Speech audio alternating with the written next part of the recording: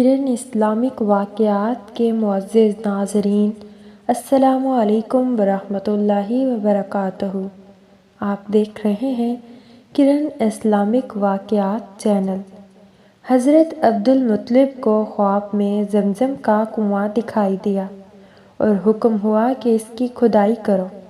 انہوں نے اللہ سے دعا کی کہ اس کی کھدائی مجھ پر آسان کر دے تو میں تیری راہ میں اپنا ایک بیٹا قربان کروں گا۔ جب کنویں کی کھدائی مکمل ہوئی تو اللہ تعالیٰ نے خواب میں دکھایا کہ اب اپنی منت پوری کرو۔ عبدالمطلب کو یہ حکم اس وقت دیا گیا جب وہ اپنی منت بھول چکے تھے۔ پہلے خواب میں ان سے کہا گیا منت پوری کرو۔ انہوں نے ایک مینڈا ذبح کر کے غریبوں کو کھلا دیا۔ پھر خواب آیا اس سے بڑی پیش کرو۔ اس مرتبہ انہوں نے ایک بیل ذبح کر دیا۔ خواب میں پھر یہی کہا گیا اس سے بھی بڑی پیش کرو۔ اب انہوں نے اونٹ ذبح کیا۔ پھر خواب آیا اس سے بھی بڑی چیز پیش کرو۔ انہوں نے پوچھا اس سے بھی زیادہ بڑی چیز کیا ہے؟ تب کہا گیا اپنے بیٹوں میں سے کسی کو ذبح کرو جیسا کہ تم نے منت مانی تھی۔ اب انہیں اپنی منت یاد آئی۔ اپنے بیٹوں کو جمع کیا، ان سے منت کا ذکر کیا۔ سب کے سر جھک گئے۔ کون خود کو ذبح کرواتا؟ آخر عبداللہ بولے ابا جان آپ مجھے ذبح کر دیں۔ یہ سب سے چھوٹے تھے، سب سے خوبصورت تھے، سب سے زیادہ محبت بھی عبدالمطلب کو انہی سے تھی، لہٰذا انہوں نے قرعہ اندازی کرنے کا ارادہ کیا۔ تمام بیٹوں کے نام لکھ کر قرعہ ڈالا گیا۔ عبداللہ کا نام نکلا۔ اب انہوں نے چھری لی، عبداللہ کو بازو سے پکڑا اور انہیں ذبح کرنے کے لیے نیچے لٹا دیا۔ جو ہی باپ نے بیٹے کو لٹایا، عباس سے ضبط نہ ہو سکا، فوراً آگے بڑھے اور بھائی کو کھینچ لیا۔ اس وقت یہ خود بھی چھوٹے سے تھے۔ ادھر باپ نے عبداللہ کو کھینچا۔ اس کھینچتانی میں عبداللہ کے چہرے پر خراشیں بھی آئیں۔ ان خراشوں کے نشانات مرتے دم تک باقی رہے۔ اسی دوران بنو مخزوم کے لوگ آ گئے۔ انہوں نے کہا آپ اس طرح بیٹے کو ذبح نہ کریں، اس کی ماں کی زندگی خراب ہو جائے گی۔ اپنے رب کو راضی کرنے کے لیے بیٹے کا فدیہ دے دیں۔ اب یہ سوال تھا کہ فدیہ کیا دیا جائے؟ اس کی ترکیب یہ بتائی گئی کاغذ کے ایک ٹکڑے پر 10 اونٹ لکھے جائیں، دوسرے پر عبداللہ کا نام لکھا جائے۔ اگر 10 اونٹ والی پرچی نکلے تو 10 اونٹ قربان کر دیے جائیں۔ اگر عبداللہ والی پرچی نکلے تو 10 اونٹ کا اضافہ کر دیا جائے۔ پھر 20 اونٹ والی پرچی اور عبداللہ والی پرچی ڈالی جائے۔ اب اگر 20 اونٹ والی پرچی نکلے تو 20 اونٹ قربان کر دیے جائیں، ورنہ 10 اونٹ اور بڑھا دیے جائیں۔ اس طرح 10-10 کر کے اونٹ بڑھاتے جائیں۔ عبدالمطلب نے ایسا ہی کیا، 10-10 اونٹ بڑھاتے چلے گئے۔ ہر بار عبداللہ کا نام نکلتا چلا گیا، یہاں تک کہ اونٹوں کی تعداد 100 تک پہنچ گئی۔ تب کہیں جا کر اونٹوں والی پرچی نکلی۔ اس طرح ان کی جان کے بدلے 100 اونٹ قربان کیے گئے۔ عبدالمطلب کو اب پورا اطمینان ہو گیا کہ اللہ تعالیٰ نے عبداللہ کے بدلے 100 اونٹوں کی قربانی منظور کر لی ہے۔ انہوں نے کعبہ کے پاس 100 اونٹ قربان کیے اور کسی کو کھانے سے نہ روکا۔ سب انسانوں، جانوروں اور پرندوں نے ان کو کھایا۔ امام زہری کہتے ہیں کہ عبدالمطلب پہلے آدمی ہیں جنہوں نے آدمی کی جان کی قیمت 100 اونٹ دینے کا طریقہ شروع کیا۔ اس سے پہلے 10 اونٹ دیے جاتے تھے۔ اس کے بعد یہ طریقہ سارے عرب میں جاری ہو گیا۔ گویا قانون بن گیا کہ آدمی کا فدیہ 100 اونٹ ہے۔ نبی کریم صلی اللہ علیہ وسلم کے سامنے جب یہ ذکر آیا تو آپ نے اس فدیے کی تصدیق فرمائی، یعنی فرمایا کہ یہ درست ہے، اور اسی بنیاد پر نبی کریم صلی اللہ علیہ وسلم فرماتے ہیں میں 2 دہیوں یعنی حضرت اسماعیل علیہ السلام اور حضرت عبداللہ کی اولاد ہوں۔ حضرت عبداللہ قریش میں سب سے زیادہ حسین تھے۔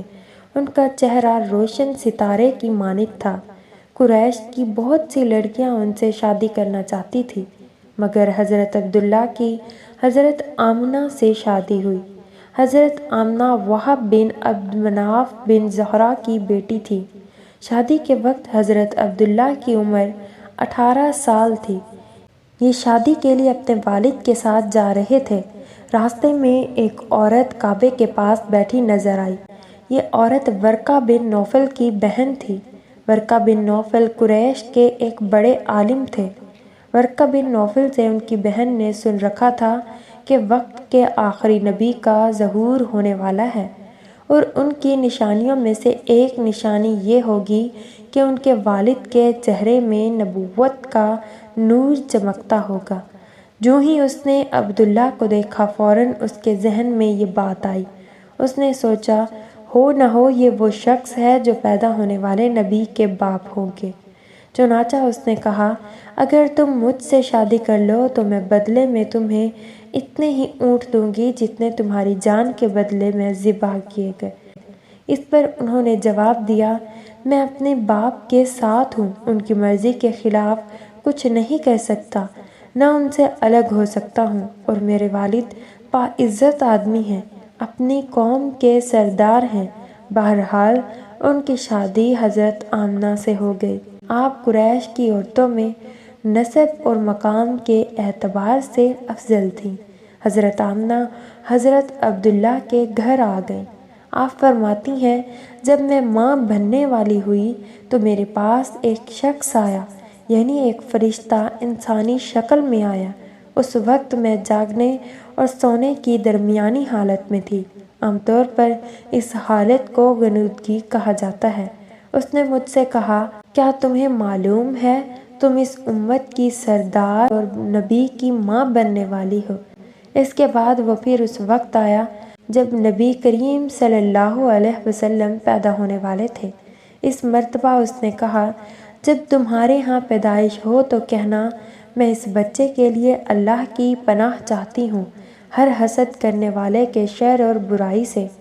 پھر تم اس بچے کا نام محمد رکھنا، کیونکہ ان کا نام تورات میں احمد ہے اور زمین اور آسمان والے ان کی تعریف کرتے ہیں، جبکہ قرآن میں ان کا نام محمد ہے اور قرآن ان کی کتاب ہے۔ ایک روایت کے مطابق فرشتے نے ان سے یہ کہا تم وقت کے سردار کی ماں بننے والی ہو۔ اس بچے کی نشانی یہ ہوگی کہ اس کے ساتھ ایک نور ظاہر ہوگا جس سے ملک شام اور بصرہ کے محلات بھر جائیں گے۔ حضرت عبداللہ کے چہرے میں جو نور چمکتا تھا شادی کے بعد وہ حضرت آمنہ کے چہرے میں آ گیا تھا۔ امام زہری فرماتے ہیں حاکم نے یہ روایت بیان کی ہے اور اس کو صحیح قرار دیا ہے کہ صحابہ رضی اللہ عنہم نے حضور نبی کریم صلی اللہ علیہ وسلم سے عرض کیا اے اللہ کے رسول ہمیں اپنے بارے میں کچھ بتائیے۔ آپ صلی اللہ علیہ وسلم نے ارشاد فرمایا میں اپنے باپ ابراہیم علیہ السلام کی دعا ہوں، اپنے بھائی عیسیٰ علیہ السلام کی بشارت ہوں اور خوشخبری ہوں۔ جب میں اپنی والدہ کے شکم میں آیا تو انہوں نے دیکھا گویا ان سے ایک نور ظاہر ہوا ہے جس سے ملک شام میں بصرہ کے محلات روشن ہو گئے۔ حضرت آمنہ نے حضرت حلیمہ سعدیہ سے فرمایا تھا میرے اس بچے کی شان نرالی ہے، یہ میرے پیٹ میں تھے تو مجھے کوئی بوجھ اور تھکن محسوس نہیں ہوئی۔ حضرت عیسیٰ علیہ السلام وہ آخری پیغمبر ہیں جنہوں نے آپ صلی اللہ علیہ وسلم کی آمد کی خوشخبری سنائی۔ اس بشارت کا ذکر قرآن میں بھی ہے۔ سورہ صف میں اللہ تعالیٰ فرماتے ہیں اور اسی طرح وہ وقت بھی قابل ذکر ہے جبکہ عیسیٰ ابن مریم علیہ السلام نے فرمایا کہ اے بنی اسرائیل میں تمہارے پاس اللہ کا بھیجا ہوا آیا ہوں کہ مجھ سے پہلے جو تورات آ چکی ہے میں اس کی تصدیق کرنے والا ہوں، اور میرے بعد جو ایک رسول آنے والے ہیں ان کا نام مبارک احمد ہوگا، میں ان کی بشارت دینے والا ہوں۔ اب چونکہ حضرت عیسیٰ علیہ السلام یہ بشارت سنا چکے تھے اس لیے ہر دور کے لوگ آپ صلی اللہ علیہ وسلم کی آمد کا بے چینی سے انتظار کر رہے تھے۔ ادھر آپ کی پیدائش سے پہلے ہی حضرت عبداللہ انتقال کر گئے۔ آپ کی نبوت کی ایک علامت یہ بھی بتائی گئی ہے کہ آپ کے والد کا انتقال آپ کی ولادت سے پہلے ہو جائے گا۔ حضرت عبداللہ ایک تجارتی قافلے کے ساتھ تجارت کے لیے گئے تھے۔ اس دوران بیمار ہو گئے اور کمزور ہو کر واپس لوٹے۔ قافلہ مدینہ منورہ سے گزرا تو حضرت عبداللہ اپنے ننیال یعنی بنو نجار کے ہاں ٹھہرے۔ ان کی والدہ بنو نجار سے تھیں۔ 1 ماہ تک بیمار رہے اور انتقال کر گئے۔ انہیں یہیں دفن کر دیا گیا۔ تجارتی قافلہ جب حضرت عبداللہ کے بغیر مکہ مکرمہ پہنچا اور عبد المطلب کو پتہ چلا کہ ان کے بیٹے عبداللہ بیمار ہو گئے ہیں اور مدینہ منورہ میں اپنے ننیال میں ہیں تو انہیں لانے کے لیے عبد المطلب نے اپنے بیٹے زبیر کو بھیجا۔ جب یہ وہاں پہنچے تو عبداللہ کا انتقال ہو چکا تھا۔ مطلب یہ کہ آپ صلی اللہ علیہ وسلم اس دنیا میں اپنے والد کی وفات کے چند ماہ بعد تشریف لائے۔ ویڈیو اچھی لگی ہو تو چینل کو ضرور سبسکرائب کر دیں اور ویڈیو کو لائک اور شیئر ضرور کر دیں۔ جزاک اللہ خیرہ۔